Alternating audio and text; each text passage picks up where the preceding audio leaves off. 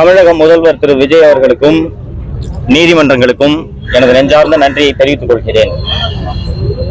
நான் 3 ஆண்டு காலம் மீண்டும் மீண்டும் சிறைக்கு வந்த பிறகு கூட இந்த உழைப்பு வீணாகி விடுமோ என்ற அச்சமும் பயமும் எனக்கு இருந்தது. ஆனால் திராவிட முன்னேற்ற கழகத்தை தூக்கி எறிந்ததன் மூலம், கொளத்தூரிலேயே திமுக தலைவர் திரு ஸ்டாலின் அவர்களை மண்ணை கவ வைத்ததன் மூலம் தமிழக மக்கள் ஒரு அற்புதமான தீர்ப்பை வழங்கி இருக்கிறார்கள். அந்த தீர்ப்பை சரியான முறையில் புரிந்து கொண்டு முதல்வர் திரு விஜய் அவர்கள் இதுவரை ஆட்சி நடத்தி கொண்டிருக்கிறார் என்று நான் செய்தித்தாள்களில் பார்த்த வரையில் நான் புரிந்து கொள்கிறேன். தமிழக வெற்றி கழகம் அமைத்துள்ள இந்த கூட்டணி ஆட்சி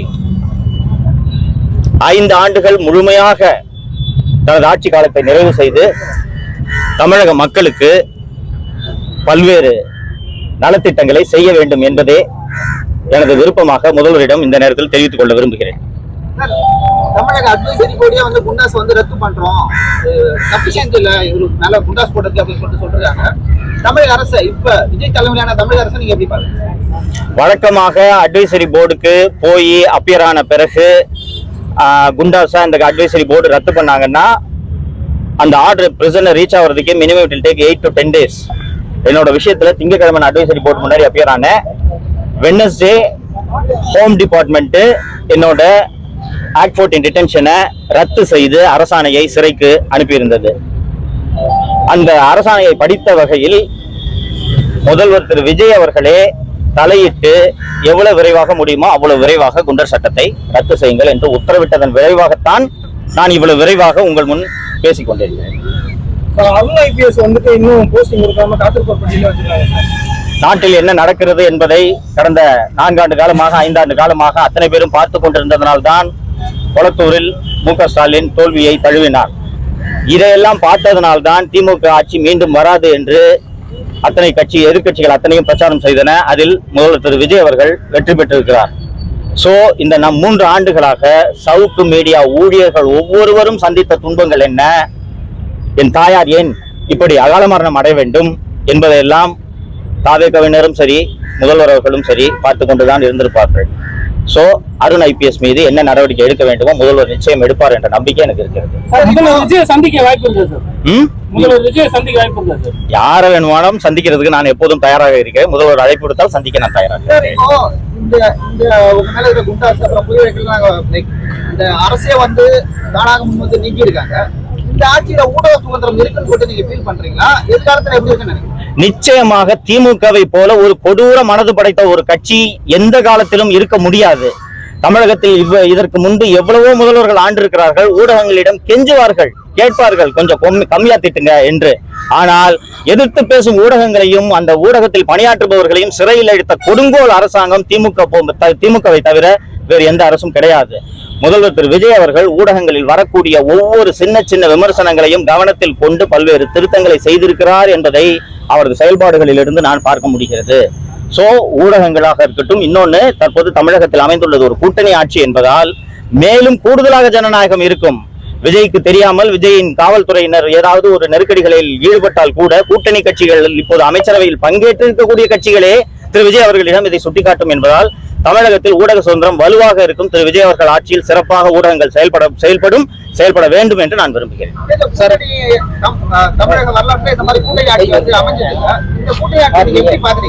2004 மற்றும் 2009 ஆகிய ஆண்டு காலங்களில் மத்தியிலே மன்மோகன் சிங் தலைமையிலான ஐக்கிய முற்போக்கு கூட்டணி ஆண்ட அந்த 10 ஆண்டு காலத்தில் தான் இந்தியா மிகச்சிறப்பான பொருளாதார வளர்ச்சி அடைந்தது. இந்தியா உலகமே மிகப்பெரிய பொருளாதார நெருக்கடியை சந்தித்த போது இந்தியாவின் ரூபாய் வளர்ச்சி அடைந்தது. வறுமை கோட்டுக்கு கீழே உள்ள மக்களின் எண்ணிக்கை குறைக்கப்பட்டது. உணவு பாதுகாப்பு சட்டம் கொண்டு வரப்பட்டது. தகவல் அறியும் உரிமை சட்டம் கொண்டு வரப்பட்டது. சோ இது எல்லாமே அந்த கூட்டணி ஆட்சி என்ற ஒரே காரணத்தால் பல்வேறு கட்சிகள் சேர்ந்து இத்தகைய நலத்திட்டங்களை மக்களுக்கு 100 நாள் வேலை திட்டம் மிக முக்கியமாக இன்று வரை செயல்படுத்தப்பட்டுக் கொண்டிருக்கக்கூடிய திட்டம் இது எல்லாமே அந்த கூட்டணி ஆட்சியில் அமைந்தது. அதனால் இந்த கூட்டணி ஆட்சியும் சிறப்பாக செயல்படும்.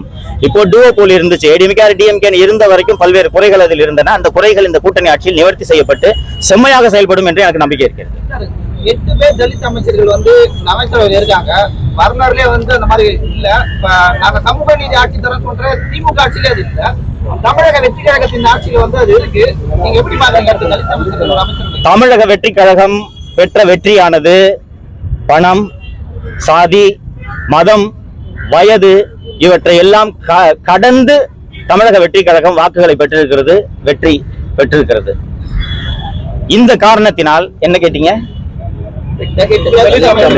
இந்த காரணத்தினால் தமிழக முதல்வர் திரு விஜய் அவர்களுக்கு இந்த சாதிக்கு பிரதிநிதித்துவம் கொடுக்க வேண்டும், இந்த சாதிக்கு அமைச்சர் பதவி கொடுக்கலன்னா இந்த சாதி ஜனங்க கோச்சுப்பாங்கன்ற அச்சம் திரு விஜய் அவர்களுக்கு துளியும் இல்லை என்று நான் கருதுகிறேன். சமூக நீதி பேசக்கூடிய கட்சிகள் 70 ஆண்டுகளுக்கு மேல் தமிழகத்தை ஆண்டிருக்கின்றன. 8 தலித் அமைச்சர்களை நியமிக்க வேண்டும் என்று ஒரு கட்சிக்கு கூட தோன்றவில்லை என்பதை இந்த நேரத்தில் நாம ரொம்ப குறிப்பிட்டு பார்க்கணும். சோ கண்ணை மூடிட்டு யார் என்ன நினைச்சாலும் பரவாயில்ல, நான் 8 தலித்துகளை அமைச்சராக்குவேன் என்று விஜய் சொல்லக்கூடியதே சமூக நீதியில் அவர் தீவிரமாக கவனம் செலுத்துவார் என்ற நம்பிக்கையை ஏற்படுத்துகிறது. அதிகாரிகள் சொல்றதா அந்த அரசாங்கம் கேட்குது கொண்டு வந்தீங்க. அந்த அதிகாரிகளை தமிழக வெற்றி கழகத்தினர் இந்த அரசு வந்து மாற்றி இருக்கிறது. அதை எப்படி நம்ம எடுத்துக்கலாம்? அவங்க வந்து சொந்தமா யோசிச்சு முடிவு எடுக்கிறாங்க அப்படின்னு எடுத்துக்கலாம். இந்த நடவடிக்கைகள் ஒன்றே, குறிப்பாக ஆவினுக்கு நியமிக்கப்பட்ட அந்த அதிகாரிய நியமனம் எல்லாம் நீங்கள் கணக்கில் கொண்டு பார்த்தீர்கள் என்றால், இந்த நியமனங்களே நாட்டில் நடக்கும் அத்தனையையும் திரு விஜய் அவர்கள் கவனித்துக் கொண்டிருக்கிறார், அல்லது திரு விஜய்க்கு ஆலோசகர்களாக இப்போது இருப்பவர்கள் கவனித்துக் கொண்டிருந்திருக்கின்றனர். ஒவ்வொரு விஷயமாக கையில் எடுத்த நடவடிக்கை எடுத்துக் கொண்டிருக்கின்றனர் என்று மகிழ்ச்சியோடு அந்த செய்தியை நான் பதிவு செய்ய விரும்புகிறேன். அதனால் இந்த ஆட்சியின் மீதான நம்பிக்கை அதிகரிக்கிறது. யாருங்க? இல்ல, அதெல்லாம் அரசோட ரகசியம், எனக்கு தெரியாது. நான் ஒரு ஊடகவியலாளனாக என்னுடைய பணியை நெறி தவறாமல் தொடர்ந்து செய்ய வேண்டும் என்பதுதான் என்னுடைய ஒரே விருப்பம். எந்த ஆட்சியாக இருந்தாலும் சரி. இவ்வளவு கொடூரத்தை எனக்கு செஞ்ச போது கூட நான் திமுக ஆட்சியை தொடர்ந்து விமர்சனம் பண்ணிட்டு தானே இருந்தேன். அப்போ ஒரு பிளசண்டான அரசு இருக்கும்போது குறைகளை சுட்டி காட்டுறதுல என்ன தயக்கம் இருக்க போகுது எனக்கு? அதனால ஊடக சேர்ந்து நான் ஏற்கனவே சொன்ன கேள்வி பதில் சொன்ன மாதிரி ஸ்டாலின் அவர்கள் வந்துட்டு மீண்டும் நம்ம ஆட்சி தான் வரப்போகுது 5 மாசத்துக்குள்ள, எல்லாரும் வெயிட் பண்ணி பாருங்க அப்படின்னு சொல்லியிருக்காரு. அதை பத்தி உங்களோட கருத்து? இதே ஸ்டாலின் தானங்க 200 தொகுதிக்கு மேல ஜெயிப்போம்னு சொன்னாரு. வயசாயிடுச்சு, விட்டுருங்க. நன்றி நன்றி நன்றி.